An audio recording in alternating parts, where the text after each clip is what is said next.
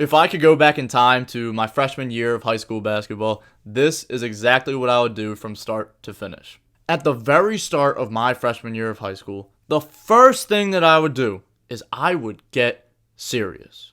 Now, when I was a freshman in high school, I was serious about basketball, but not in the right way.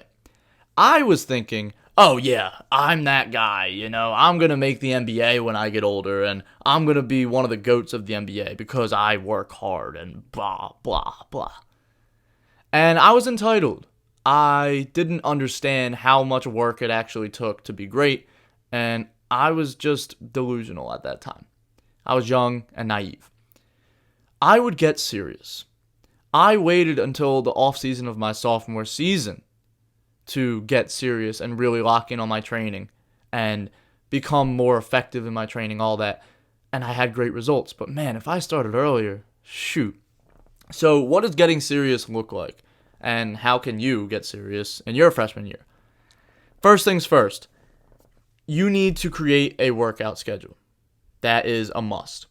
You got to have a specific schedule where, okay, I'm going to do my shooting and my ball handling, and then I'm going to have my lifts on 3 out of the 6 days or whatever you got. Figure out what you want to do with your time, how much you're obsessed with basketball, and then create a schedule that you can stick to. All right. You also need to figure out how to have leverage in your training. How can you get more out of your workouts compared to everybody else? So, for me, one of the things that changed my entire basketball career was going from training like everybody else, which is pretty just normal. All right, I'll do a shoot around and, I'll shoot right here. Okay, let me make a few. Instead of doing that, I started training at game speed.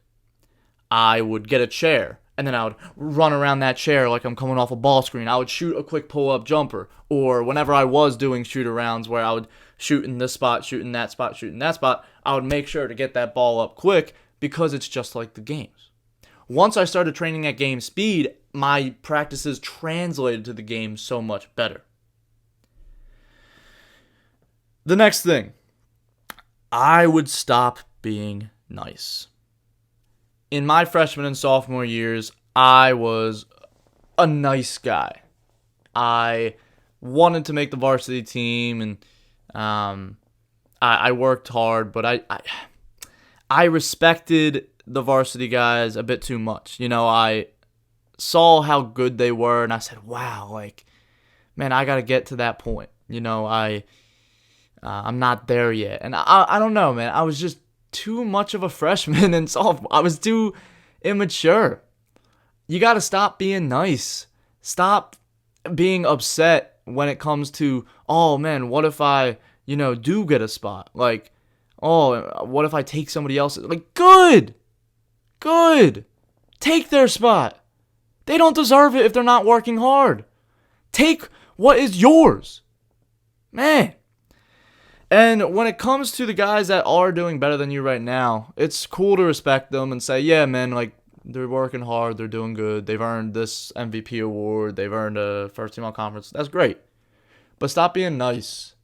Stop looking at that award and saying, man, they're so much better. It's nah, maybe right now, but you can outwork them and get the same awards or even more. You could score more than them per game. You can help your team win in a much more impactful way.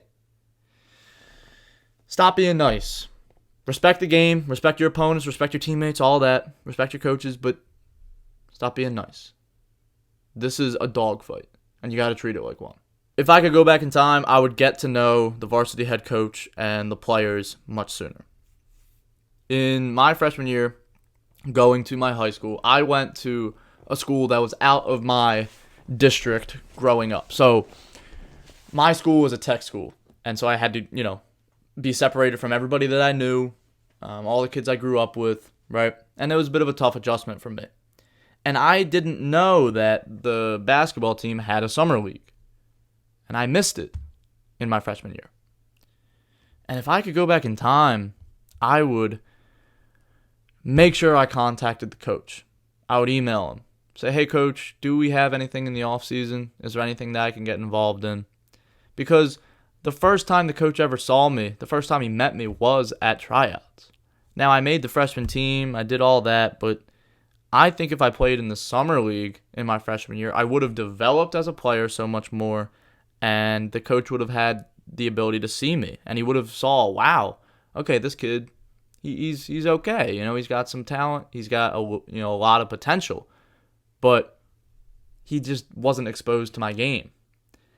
Then I played in the summer league the next year, and I did really well. I remember I had very limited minutes, but this one game we only had 5 players, so I played the whole game, and I think I had about 16 points. I still didn't get much opportunities. I don't know why, but I still got some minutes. I was able to ride the bench on varsity. At least I was given a uniform. So, man, make sure you get to know the coach and contact him ASAP. Also, I was not very cool with the varsity players. I think some of the reasons were because, since I was young and immature, I just couldn't really relate to them. But also, I don't know, man. I wish I could go back in time and change this, but I wasn't very social with my teammates at that time because I kind of had this Mamba mentality type thing. Like, yeah, I'm not going to talk to anybody. I'm just going to work in silence. And yes, it's corny, I know, but that was when I was young and dumb. If you want to make good team relations, you should talk to your teammates. You should get to know them. Yes, maybe Kobe Bryant was able to be an absolute jerk to his teammates and still win championships, but that's Kobe Bryant, bro. And you listen to stories of NBA players that played with Kobe, they didn't enjoy playing with him. So get to know the coach and the teammates. Next, learn the plays. You gotta learn what the coach wants and figure out how you can score out of his sets. Once I started doing that, man, I started racking up my point totals. That was the year I made, first team all conference, became our MVP, and most of my points came out of our sets. I would catch the ball on the wing, and I would go to work off of that handoff. I would get a pick and roll. So once you know how to set or I'll do all the sets, you learn the plays, and you can tell everybody else where to go. You become an extension of the coach on the court, and coaches love that. Next, this is what you should be thinking when it comes to earning a spot. First, you must fill a role, then expand it. So let's say your team has a lot of guys that are really good at getting to the paint and scoring through traffic. Great. They already have the finishers on the team. You can fill the role of being a shooter. Let's say you start out, you're an underclassman, and most of the time you just catch the ball and you shoot in the corner. That's your role for right now. You got to start somewhere. But as you progress, as you develop, you can start expanding that role. You can start scoring off the dribble. You can get in the lane. You can score in traffic. But you first need to establish your role in one specific skill or category. That's called your X Factor. And if you want more info on your X Factor, how to find it, how to level it up, click that link in the description. That's the Varsity Basketball Blueprint and goes into a lot more detail, and you'll be able to level up that one specific skill for you, and it'll just be great for you. So click that link in the description.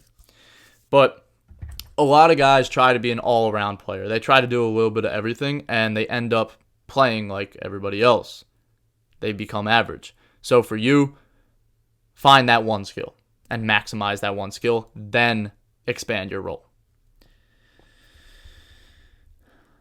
Next, dominate. Don't just play, dominate. Dive on the floor, box out, be a dog. If you want big varsity success, you can't act like everybody else. If you want to be exceptional, you must be the exception. That's a bar. When I was on that grind in my junior and senior year and I started to gain the attention of opposing teams and they had to game plan against me, I was in articles for the state of New Jersey. I was getting posted on Instagram pages for dropping 30. When I had all that success, dude, I couldn't relate to my classmates. I couldn't. People would hear about, oh, you had another good game last night. That's awesome, man. And or people would invite me to parties and stuff, and I just wouldn't go. And yeah, like maybe you feel like you're gonna be missing out, or oh well, what about the fun? And for me, basketball was my fun.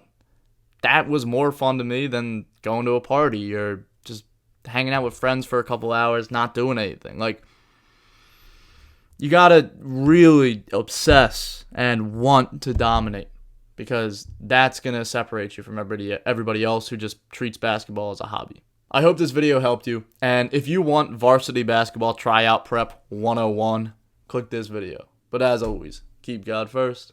Stay blessed, bro.